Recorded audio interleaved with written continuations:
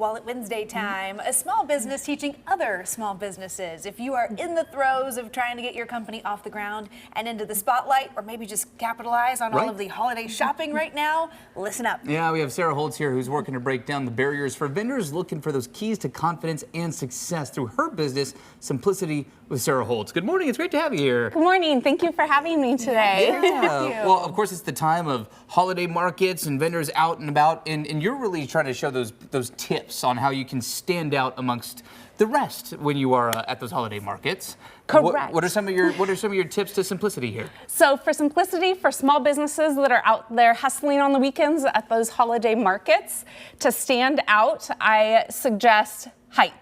All the way around. Lift your tables up. I have bed risers on this table right now. Yeah. Use things on your table that create height for your product. Also having warm, welcoming presence, standing up, greeting people as they come by. I don't know if we can tilt one of these cameras down so that you can actually see the feet of those bed risers. Right. Some of these things that I would not have thought about, but it's such a little change that makes a really big difference to have your display lifted up a little bit, a little easier to reach down and check out some of the products. And that's as simple as, look at that, just putting some of those bed risers, you know, underneath your table legs. So cool. Why does that make such a big difference to elevate it? So it's the psychology of, if you were to go to the mall, everything is counter height. And you'll notice now when you go to your next market, you feel like you're shopping like this. Yeah. Versus everything is more eye level when it's up high.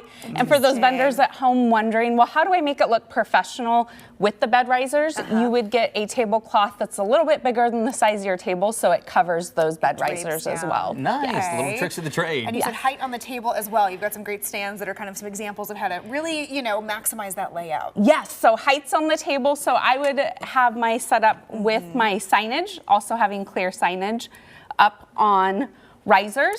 If you are just starting out or revamping your booth on a budget, I also suggest, if these are not in your budget at a craft store, things like that, using boxes around your home and covering them with extra tablecloths, pillowcases, and you get the same look of height. I'm just gonna. That's great. That's great. Yeah, yes, the same look of height. All the way around, There you go. There's our lights. Oh, and to add a little extra holiday magic, Some you've dazzle. got some battery-powered lights. I love that. Yes. Just to kind of really give your display a literal glow. This is gonna, you know, catch people's eye for sure. Well, and with the display, I heard you saying, you know, off camera here before we started, less is more. You know, and that's a phrase that, you know, of course you can hear time and time again in any aspect of life. But what do you mean by that when you talk about putting your display together? Are you just not wanting to over-clutter what you're doing? But yes, so for both the holiday season and any other markets, I always say simple is better, less is more. So do not put out everything you're selling. That will create a conversation starter with others. So for example, this holiday season, having a touch of holiday decor on your table, not overwhelming, trying to get the five senses, the nostalgia of the shopper out, but it also creates natural conversation when you don't have every single product out of, oh, well, what's your favorite color? What's your favorite flavor? Who are you shopping for? And that's what you really want with someone, is creating that natural conversation and also sharing your story, because shoppers are more likely to buy at small markets based on, they want to buy your story, not necessarily your product. There's an engagement, a connection there. And to have that story with a clear point of view, that editing is very helpful, because you don't always have a long time to really kind of pitch what you're about, you know, to someone just stopping by. Yes. So you've got a Zoom workshop coming up. If businesses are interested in learning more, it's called Slay Your Season. What's it all about?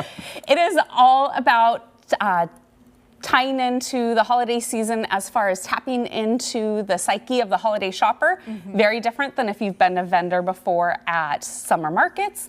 It also is talking about how to maximize your return of investment with your booth fee, as well as connecting with the customers who purchase at the market post-holiday season and keeping that repeat customer going. Yeah, well, those are some awesome tips. Yeah, I've never been the vendor. I don't know what we're hearing there. I've never been the vendor at a market, but I always think about that moment, and I'm curious what the vendor thinks when somebody walks up and they're like, "Oh, this is great. You know, I'll wander. I'll be back." You know, is that a positive moment, or are you trying to, or you just, you know, let them kind of walk on and capture that holiday spirit? Are you trying to bring them back in later on? How do you deal with the customer? So with that, I actually have what's called the comeback card, and I'm not sure if we have time to dive into that. I also dive deeper into that, into the Slay Your Season workshop tomorrow evening on Zoom, as well as my Vendor Savvy online course.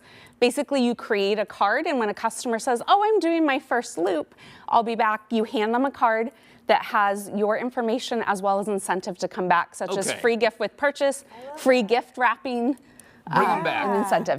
Bring them back when they, and it's just that natural conversation of, oh, I'm so glad you're here. Yeah. Please come back around, and here's a reminder That's for you. a great tip. Sarah is full of these like, oh my gosh, I would have never thought of that. That's such a great idea. Yes, the Thank details you so matter. much for sharing a Thank few you. with all of us this morning. And if you've got a small business at home looking to really light things up, you can give Sarah a call. We've got all the info